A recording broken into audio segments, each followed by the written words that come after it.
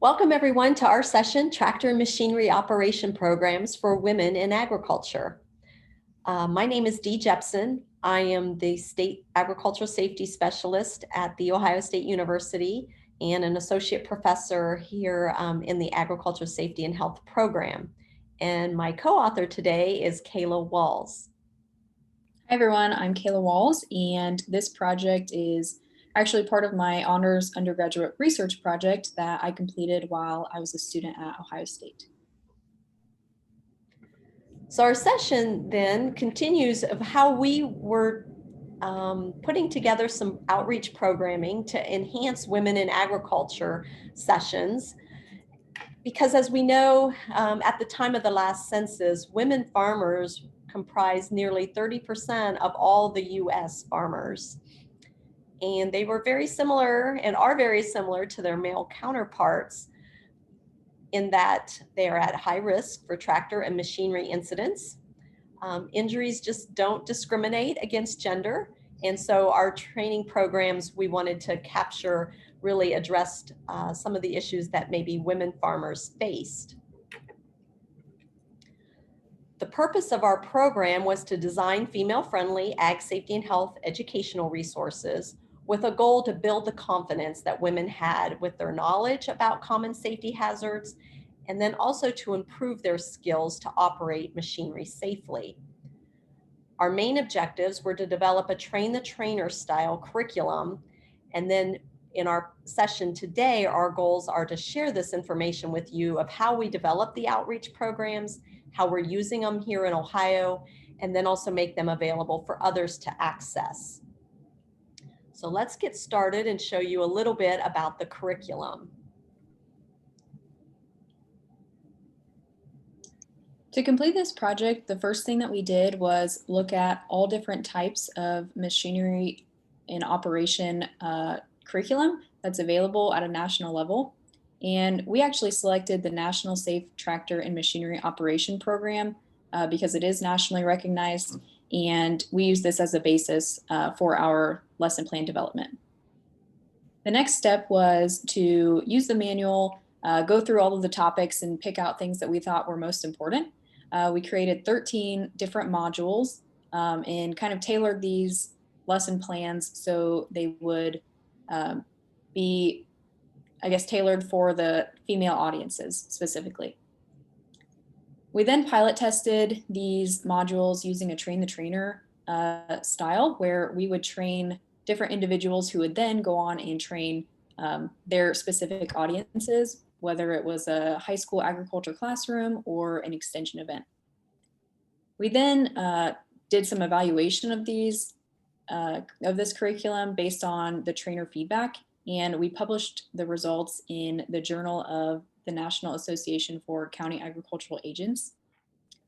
The last step is promoting and circulating the final product, which is in part of what we're doing right now through this presentation, but also the curriculum is available in the SAY Clearinghouse as well. Specifically, the 13 lesson plan topics that we've created are listed on this slide. The first thing that we did was create a lesson about why it matters, and it serves as an introduction to machinery operation and safety and kind of why they should care about operating machinery safely. From then, we picked out different topics such as reaction time, personal protective equipment, using hand signals on the farm, tractor parts and controls.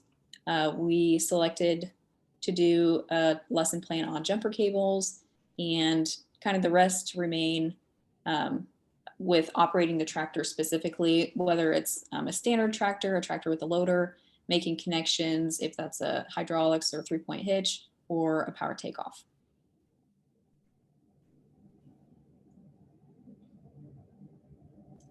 So now we're actually going to spend the next several minutes going through some of the lesson activities specifically. The first one that we're going to talk about is reaction time. So one thing that we think is really important in our lessons are the hands-on activities that the audience will get to participate in, and kind of an experiential learning technique. So we're actually going to practice this today, And if you all would take a minute and find your cell phones, I have mine right here. Reaction time is very important on the farm, and especially when it comes to safety. And so we kind of hone in on the point where you're never going to be faster than the machine. So we have to take precautions before we get in these situations. But let's take a minute and see actually how fast you are. So pull out your cell phone and go to your stopwatch.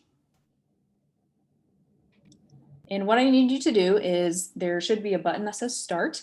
I want you to tap that and then tap it off as quick as you can. I got 0.17. So that was as fast as I can. I pressed start and stop as fast as I can and I got 0.17. So if we look over here on this graphic to the right-hand side of the screen, we can see that many of these different farm hazards are related in terms of 0.2 of a second. So we can see that cut points in 0.2 of a second, you would be cut 10 times, whether that's by a lawnmower or something else. Wrap points in 0.2 of a second, you would be wrapped in 2 feet. So if I had the reaction time that I did, in 0.2 of a second, I would be wrapped up almost 2 feet. So go ahead, take a second and see how fast you are. And then go ahead and if you have to pause the video, look at this graphic on the right-hand side of the screen and see how fast you actually were.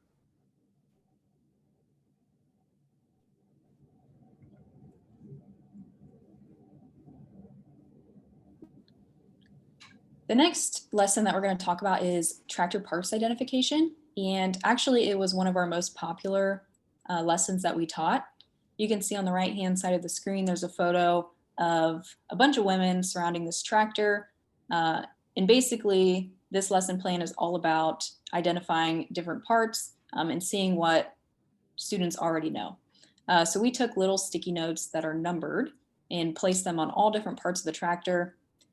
Participants had a worksheet that they worked off of, and they went all around the tractor and tried to figure out which part corresponded with which number.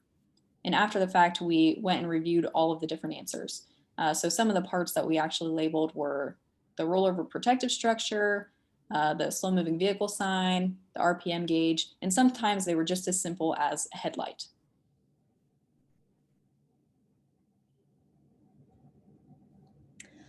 Another one of our modules had to do with learning hand signals. Now, the ladies like to share that the hand signals that we were teaching were not the ones that they saw being used on the farm. And we had to explain to them that the universal hand signals are great. If we're all talking with our hands and we're all saying the same thing, we can kind of understand that. So we had, we grouped them into different, they could team up and work as a group. And as you see in our photo, we had larger hand signals that we put on large sheets of paper and put up on a display board, or we had those around on a table. And then they could work in color teams to see if they could identify those. So our little labels were Velcroed with little dots. They could go up and choose or determine where they thought that the labels would go. Maybe you can see here some of the hand signals that we chose. These are 6 of them out of the 11. And the idea would be then you were holding the name of the hand signal, and you would have to try to match that with the icon. So why don't you take a few minutes now and see if you yourself could match. Go back. If you were holding the word stop, where would the stop signal be? Which icon means move out? Which one means come to me? Start the engine, stop the engine, and lower the equipment. So if I go back to the icons that are not labeled, do you think that you could match those yourself? And since the video doesn't allow you to interact with us, let's give you the answers. So stop is down on the far right corner. Hopefully you all got that. It looks like a man with a stop sign or holding up his arm to stop. Move out. You see this sometimes maybe with air traffic controllers, you know, when you're ready to take off with the airplane, you're going to move out and they move the hand from left to right, sometimes holding a flare. What about come to me? This one I relate to, you're out in the field or you're over by the barn and you want to wave to somebody. So you do that in a circular motion and say, hey, I'm over here. Could you come over here to me? Raise or lower the equipment. That's where you would put your hand down if you want to lower the equipment, and you would use your wrist and make a circular motion. Or if you wanted to raise the equipment, you would raise your hand up and do that same circular motion, which then leaves two other icons. Stop the engine, which is that universal sign for kill the engine. And so putting your hand across your neck or throat in a back and forth manner. And then start the engine. I like to remember this one as the old crank cars and the big circle that they would have to make to start those cars from the front of the car. And so I explain those to the ladies, and then they can seem to remember them a little easier. But we had a lot of fun with hand signals and the ones that were maybe not on the board that we could talk about. We also have in the curriculum information about the 3-point hitch, about hydraulics, and about PTO shafts. And so a little bit learning of it, but really in the sessions, getting out there and actually trying to connect the equipment. And here's the slide for the PTO takeoff. And if we could actually have the ladies doing the connections and learning the different components and how to maybe pull back on the shaft, as well as connecting it, the same with the hydraulic hoses, just getting that feel for making those connections. In the photo we have, if they didn't have a chance to actually do to make those connections in person, we would still have the PTO shaft that we could pass around and allow them to handle it and feel how heavy it is.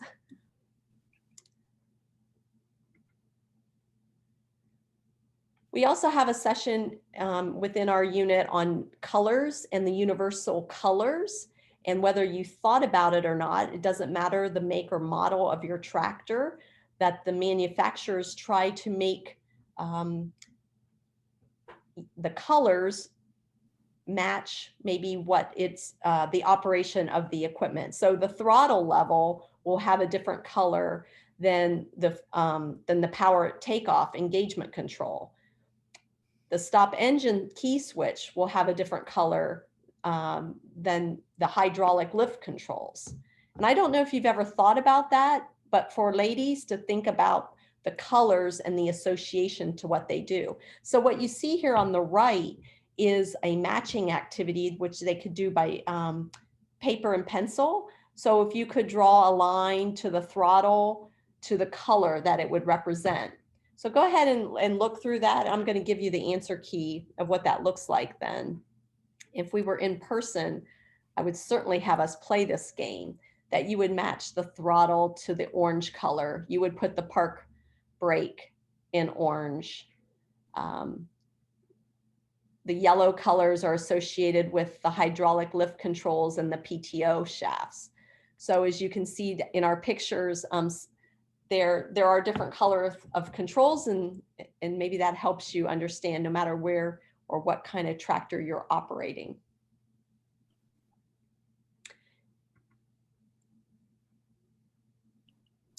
Some other type of lessons that we do are actually related to operating the tractor itself. So the picture here on the left, you can see that a woman is learning how to operate a tractor with a loader. And in this picture specifically, she was learning more about balancing the loader bucket itself. So if you were lifting the load, how to lift it without it falling out. So she was practicing going up and down multiple times. Another thing that we wanted to mention is while there isn't a lesson specifically related to skid loaders, there are a lot of transferable skills from these lessons that can be taught for multiple different topics. So operating a loader tractor is somewhat similar to operating a skid loader in terms of raising and lowering the buckets using the hydraulic lifts. So we wanted to highlight that point. These lessons are very transferable. And one of the things that was very important in this project was getting feedback from the trainers themselves. So we used a survey to figure out kind of how the women in ag trainers, how easy it was for them to teach, and kind of comments or suggestions for improvement. From our feedback, we found out that most of our trainers thought that the lessons used multiple strategies to engage their learners. They thought the lessons were interesting and relevant. They included an engaging interest approach. They were well organized, had a complete list of materials, an accurate time in which it took to present the lesson, and that the lessons were based on current and up-to-date information.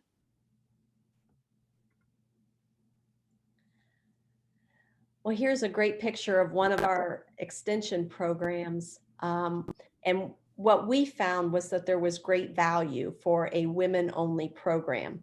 In this session, we had all women trainers training the women.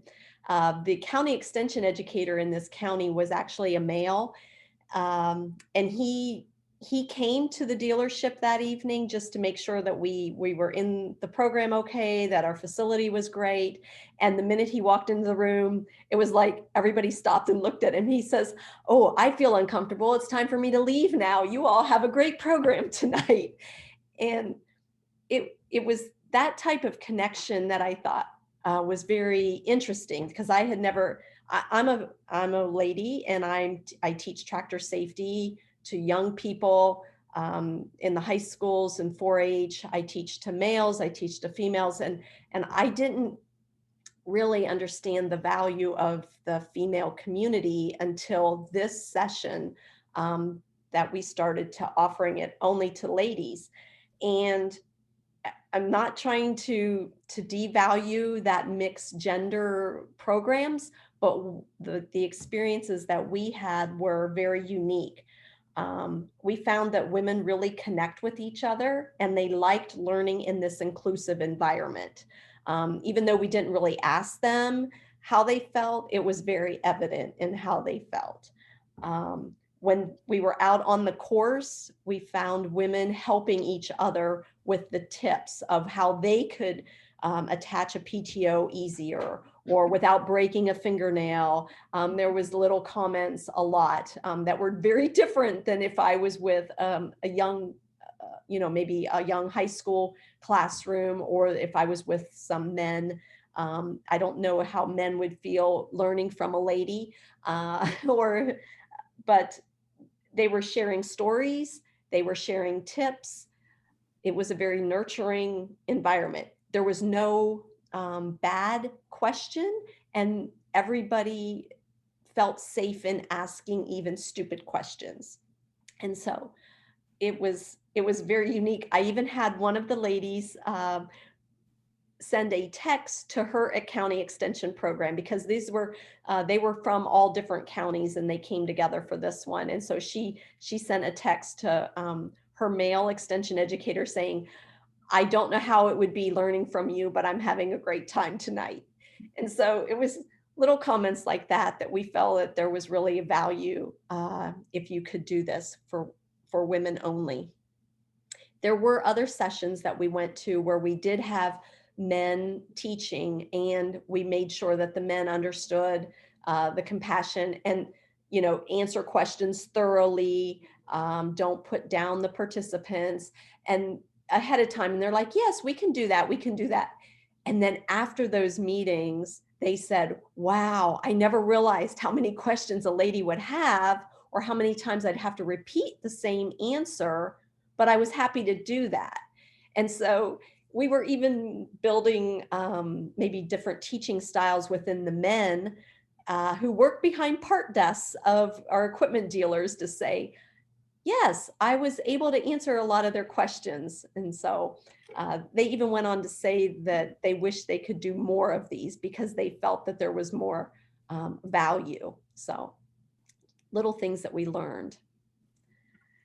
And as we bring our session to a close today, it's very difficult for us to interact with you through the video session, and we wish we could be in person.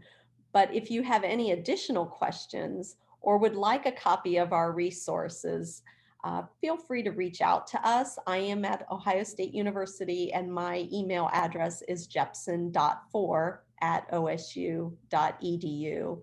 And Kayla currently has moved over to Iowa State, and she is also available if you would like to reach out to her at kwalls@iastate.edu. So with that, Kayla, do you have any parting words as we leave our conference session today? Yeah, I would just like to take a minute and thank you all for attending this session. And like Dee said, we are available for any questions or comments, or if you need access to the curriculum itself, we would be more than happy to do so. Thank you.